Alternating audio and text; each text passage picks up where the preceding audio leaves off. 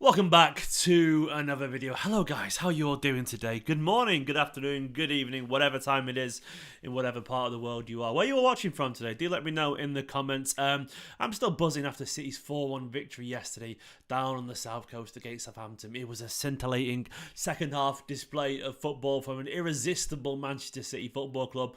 And I'm feeling good about it, man. I'm feeling good about it. I was walking around this morning with Ruben. He got me out of bed at 6:30, so we went for a walk around the park and I was watching the highlights on my phone and thinking, do you know what?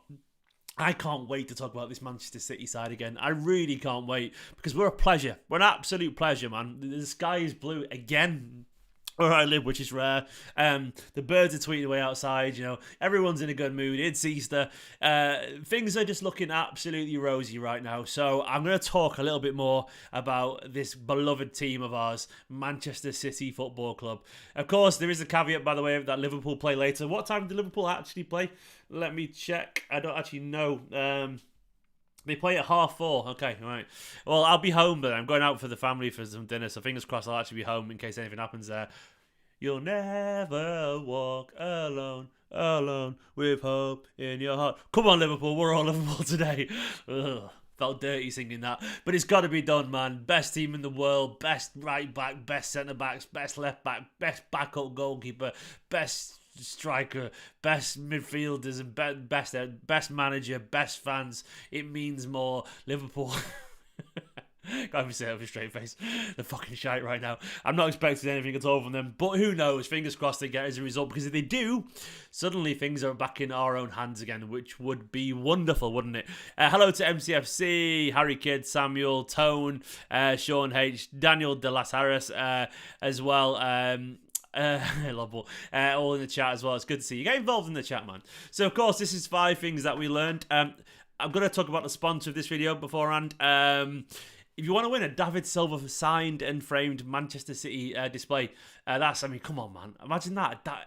The greatest possible ever player in Manchester City's history. I mean, it's debatable, but he's in the top.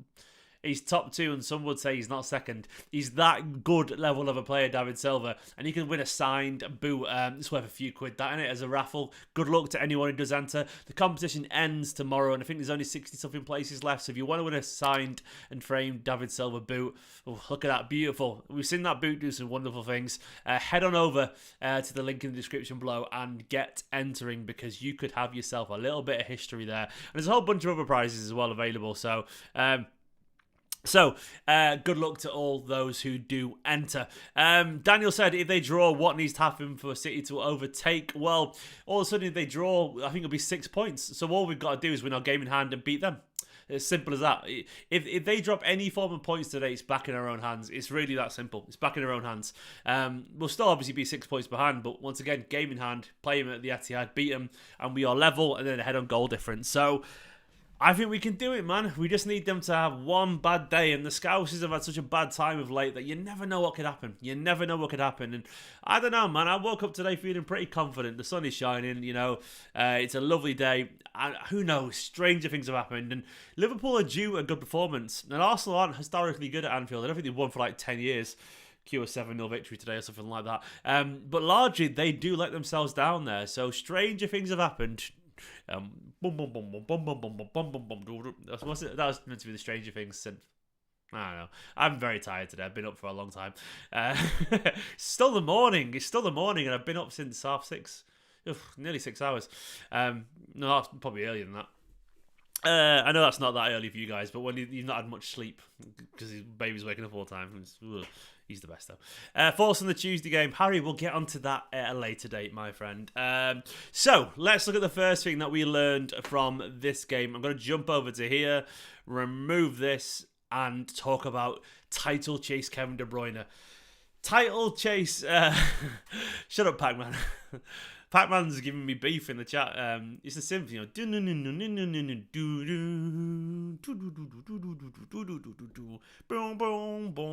You know the fucking tune. Stranger Things, good show. Anyway, title chase KDB is here, and he means business. He really does mean business, man. Like, I love it this time of the year, and it's always funny, by the way, because at this time of the year, pretty much most people have already written KDB off. He's old, he's past it, his injuries have changed him. And guess what? 100 Premier League assists, the fastest ever to do it by a long way, by an awful long way. Title chase KDB turned up, and he has that ability just to take things, put them in his hand, scrunch it up, put it in his pocket, I don't know, and carry it. He's entered beast mode, and when he gets into that mode, Mark, you're right, and we're all here for it. It's absolutely wonderful to watch. I'm not exaggerating to say when he could have had 5 assists yesterday. How many is he on? I think he's on 13. I think he needs 6 or 7. Was he on 14? He needs 6 or 7 more to equal, if not break, his own record. And to be honest, he should be a 2 or 3 closer already. He could have had 5 assists yesterday. Bernardo, in particular, absolutely wasteful. Bernardo, you... KDB is creating chance after chance after chance, and the thing is as well is his overall game. He's absolutely on fire. He's a stunningly good footballer. To me, he's our greatest ever. That's just my personal opinion. I've never been more astounded by a footballer in a Manchester City shirt. Like, David Silva did wonderful, incredible things. Sergio did, and even Haaland does, but the passes, the consistency and the frequency and the quality of the passes, I didn't know it was possible, man.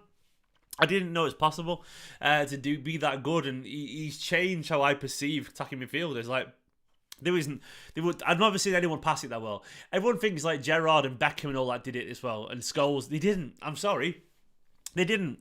I'm old enough to remember they were capable of those moments, but they did it maybe once a game. KDB does it 5 times a game. I am not exaggerating. He's on a fucking another level. Like, his quality is absolutely. Like, they couldn't do it with the frequency. It's just stupid. It's absolutely stupid. Like, and I'm saying this is not my City hat on. This is, I watched him. I grew up. I was at the age when those were all the best, Lampard and Scholes and Gerrard, where I would watch every game on TV because I had all the time, you know. And they were brilliant players, but the insanity of what De Bruyne does on a regular basis with either foot, and the versatility and the variety. No, it's on another level. It just is. Scholes was great, but he was nowhere near as fast as De Bruyne. Hello, Ruben. Ruben's up in the chat. He's woken up. Did I wake him up, the wife, watching this? Did I wake him up? I'm sorry if I did. But either way, yeah, he didn't. And, like, to me, De Bruyne, like, this is what gives me hope, because when De Bruyne gets going, everyone else gets going around him. Obviously, we got to talk about this, man. Haaland is that guy, man. And what I mean by that is he's a fucking superstar, an absolute superstar.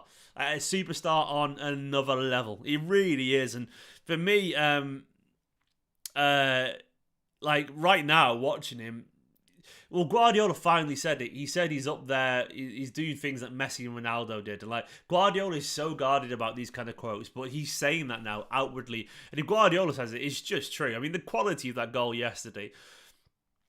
Big players, right? They just do big things when you need them. It doesn't matter if you're playing well or not. It can just be a tap-in, but they just do it so consistently.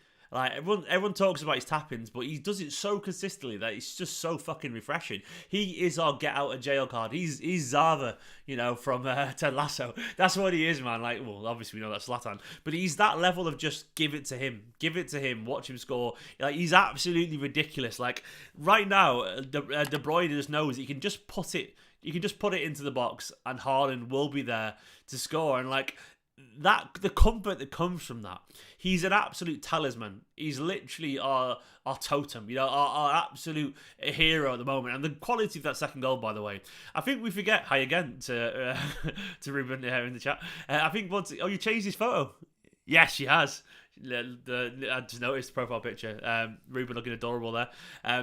The quality of that second goal is just astonishing. And we forget, by the way, that he's only 22 years old. Like, we just presume because he's this good already, this is his final form.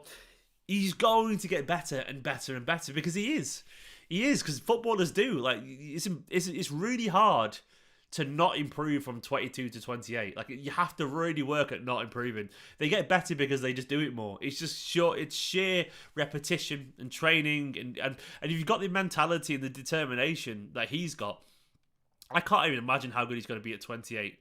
Like, this kid is still a kid, and people forget that. He has an aura, a general just fucking vibe to him that we are witnessing the beginnings of a legend, you know, and it's just mental. It's absolutely mental. I fucking love him, and win me $5 Erling. Win me $5, mate. I need it.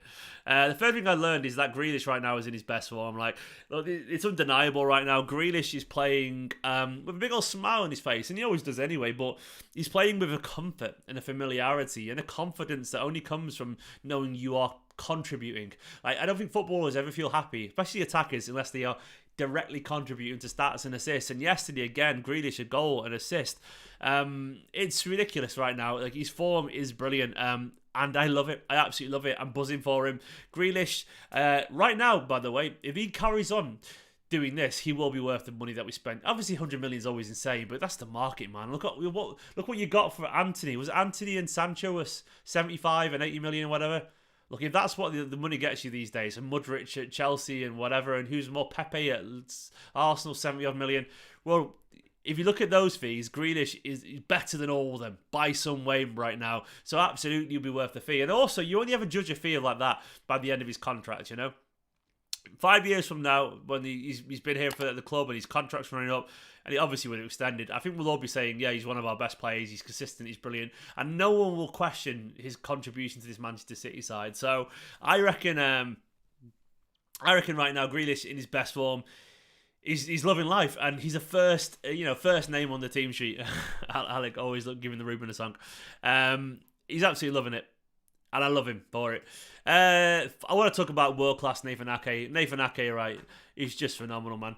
Nathan Ake, baby. Nathan Ake, whoa. I will never, ever get bored of singing that song. And, you know, for me, like, it's just great fun, isn't it? It's great fun, like, watching his development as a footballer. I thought yesterday he was great. Him alongside, obviously we know Ruben Dias is great, but I put world-class Ake because I actually think he's crossed that threshold now. Like, someone joked yesterday on Twitter that Ake sucked all the aura from Van Dijk, and I think he sort of has. But, like, I think he's literally in that world-class category now. Like, the quality of his performances, he's one of the best centre-backs in the world, and he's gone from being a squad player, you know, that once again, by the way, Cheeky was right about. Is everyone going to apologise to Cheeky? I might tweet it right now. People really need to apologise to Cheeky, you know. I'll tweet that right now. I'll first send after the video's finished. But, like, once again, Guardiola, Cheeky, they got it right. They took this humble centre-back from a team relegated, and everyone said he was overpriced, and all of a sudden he's a 70, 80 million pound centre-back now. Patience and trusting in people and trusting in quality. Look, management, I can presume, and football is relatively simple. Have a great coach, but a great coach that understands people are fucking people. Like, some of us need to remember that at times. They are people. And with that comes emotions, comes complex situations, becomes family, and all these other variables that will affect footballers. Nathan Ake just needed time. He just needed a little bit of patience, and he needed to find his own skin in this Manchester City side. His own worthwhile. And right now we've got a Nathan Ake that is adapted fully. Quality footballers will become quality footballers, you know, if you give them a chance to be and trust in them. And that's what this Manchester City side are very good at. Everyone's saying, get rid of Grealish, hasn't worked. Get rid of Ake, hasn't worked. They're the same people, by the way, saying, get rid of Phillips. Like, I don't know if Phillips will work, but largely trust them, and they tend to show why they signed them. City don't sign bad players, man. They just don't. Finally, I want to talk about this City side. They're a different beast, and I've put a picture of Alvarez there because he's sort of... Sorry, my mic's just... It's broken, so I'm just going to hold it for now. But I put a picture of Alvarez because I think Alvarez is relatively like, kind of emblematic of why we're different.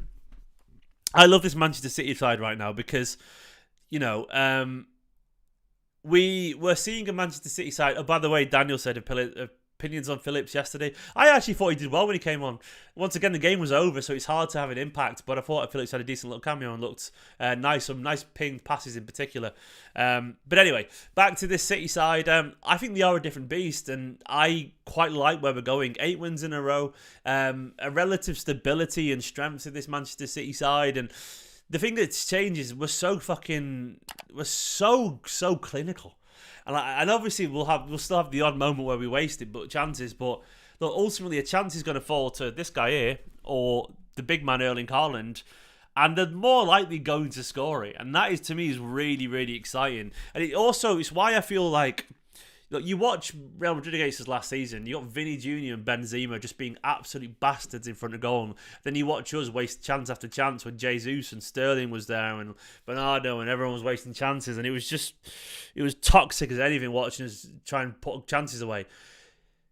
Watching Haaland and Alvarez, it reminds me of the teams that win the Champions League when they got these big game players who just score goals, and that's what we've got from Alvarez, and that's what we've got from Haaland. They're just big game players who score, and we've got big game defenders in Diaz and Ake, and to me, it's really frightening, because I think De Bruyne has finally got the players that he needs up front. He knows that he can let Alvarez take the penalty and he'll score. He knows that he can just whip it to Haaland and Haaland will score.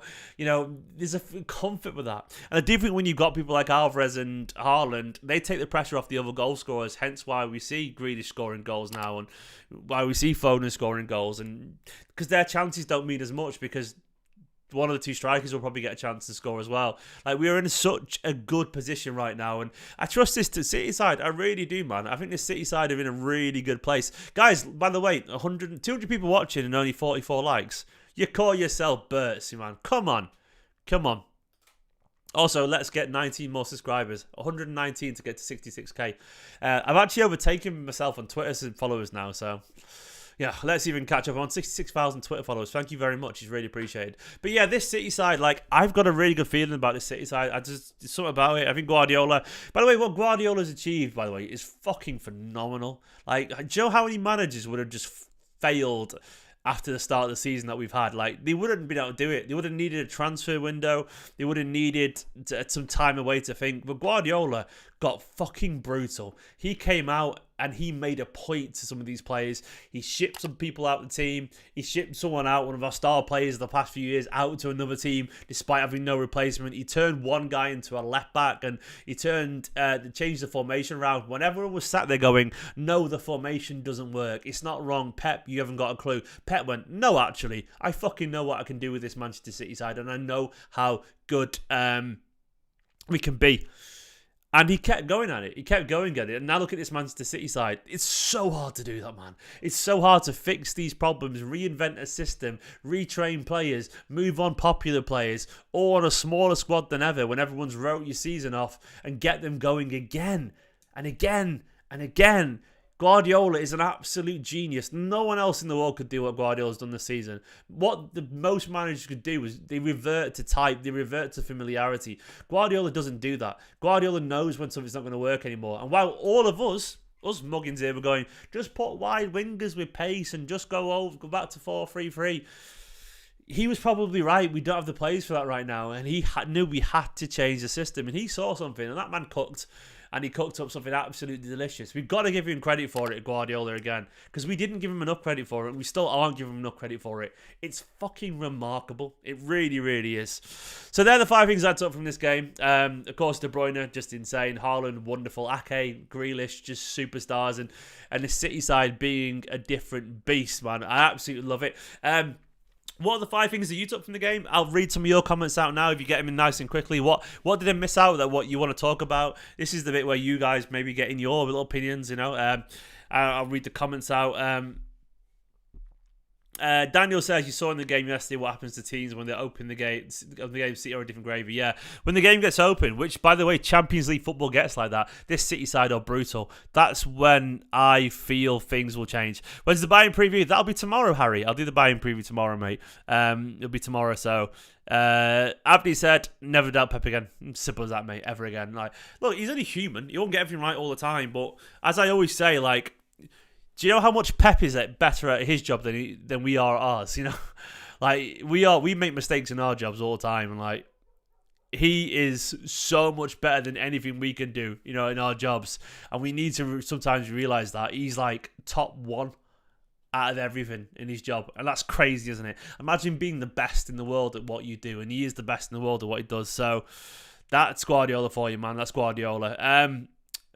But guys, anyway, They're the 5 things I took from this game. Go watch some match reaction from me yesterday. And of course, I will be back tomorrow for the preview. I love you all loads. I'm feeling confident. Up the fucking Liverpool, man. City Pool is back in action. Fingers crossed we can get, like I will, by the way, I will jump on for a video later if Liverpool drop some points, because that changes everything. Right, guys, love you all loads. Catch you in a bit. Have a lovely, lovely Sunday. Come on.